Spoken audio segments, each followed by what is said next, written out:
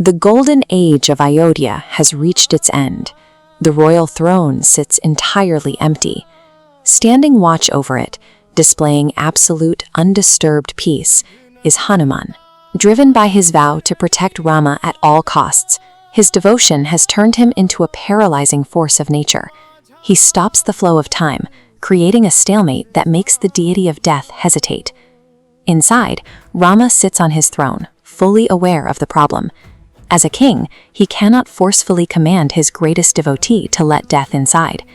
Hanuman operates purely on love, and true devotion does not respond to authoritative orders.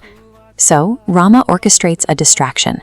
He casually lets his royal ring slide off his finger. It clatters against the marble floor, rolls toward the foundation, and slips through a tiny crack into the dark earth below. For Hanuman, a dropped item is a command in itself.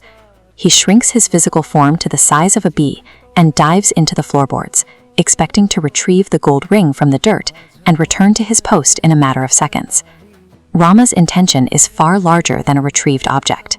By sending Hanuman below, he is beginning a sequence that will force his guardian to confront a truth about the nature of time itself.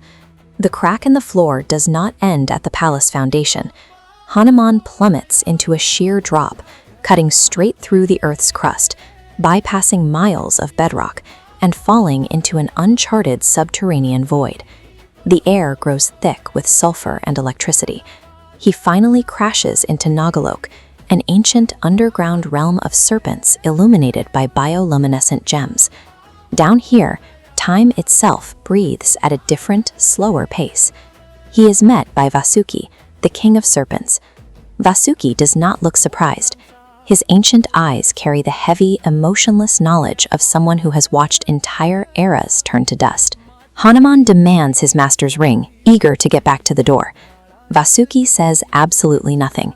He simply tilts his massive head, directing Hanuman's attention to a massive structure in the center of the cavern.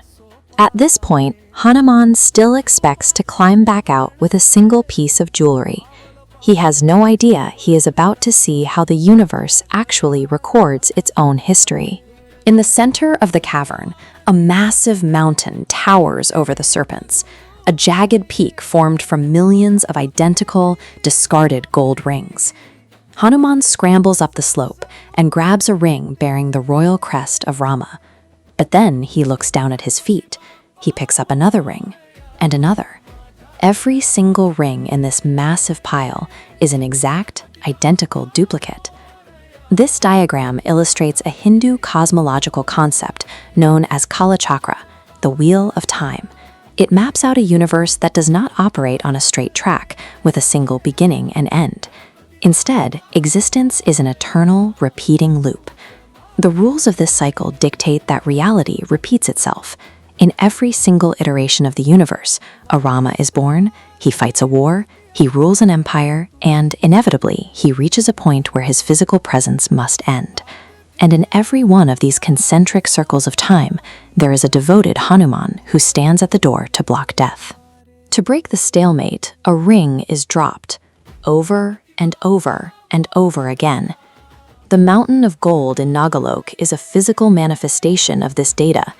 It is a ledger recording the infinite history of this precise, recurring moment.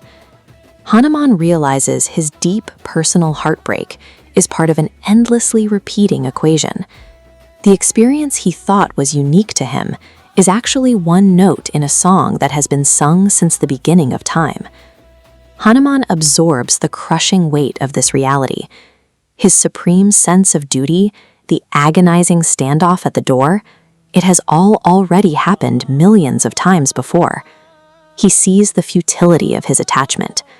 Trying to hold on to Rama's physical form is like trying to stop a raging river's current with your bare hands. The river must flow. Rama dropped the ring to provide Hanuman a choice. By showing him the mountain of rings, he gave his guardian the evidence needed to release his grip on the present.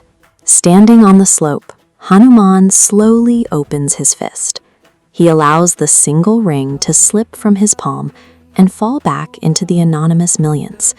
He abandons the quest.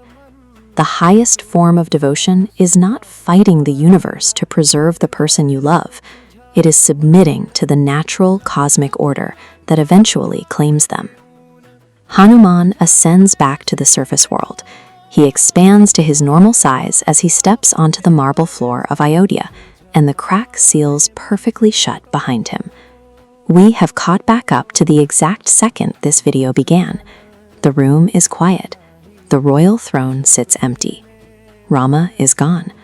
But Hanuman's perspective has shifted. He no longer looks at the empty seat as a failure of his protection. He understands that he was only ever meant to guard a fleeting, perfect moment in time. We are all fragments of a massive cycle, vastly older and larger than our individual perspectives. Peace is only found when we stop trying to freeze time in place.